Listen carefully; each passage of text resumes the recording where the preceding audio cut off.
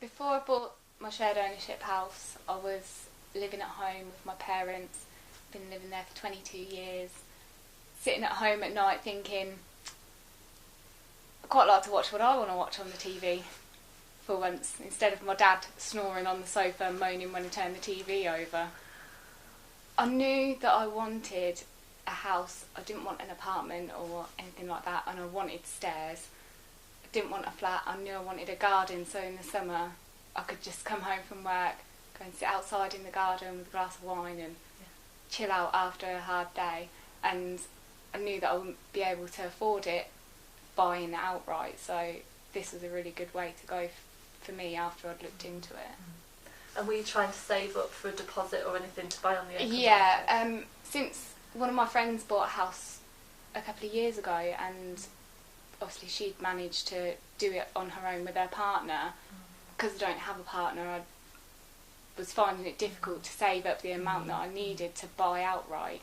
So I saved for about 18 months, didn't buy a pair of shoes.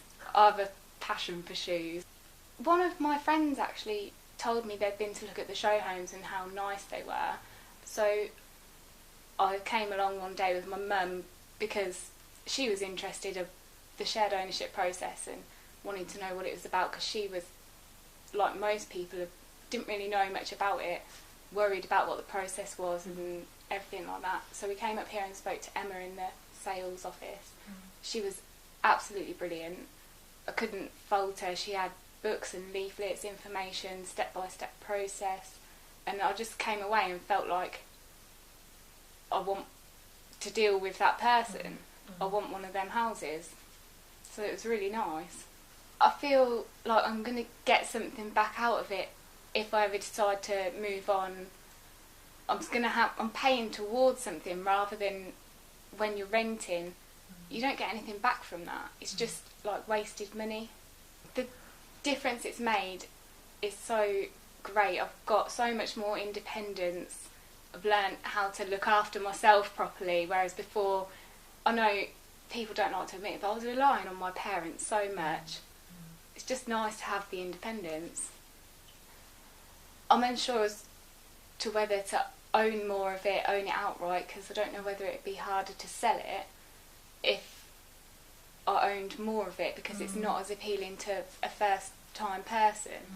I think shared ownership should be more widely available, better advertised. It's really helped me get on the property ladder, and honestly I would recommend it to anybody who's in the same position as me.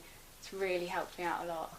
The feedback that I got from a couple of my friends' parents, they're saying, why don't you just buy outright? You're going to get ripped off by the housing association when you come to sell it. Anything you do to that property is going to, it might up the value of it, but you're not going to get anything back from it. But it would have taken me years and years to save up the deposit, and I still wouldn't have been able to get a mortgage for the amount that I would have needed, so there was no way I could have done it on my own.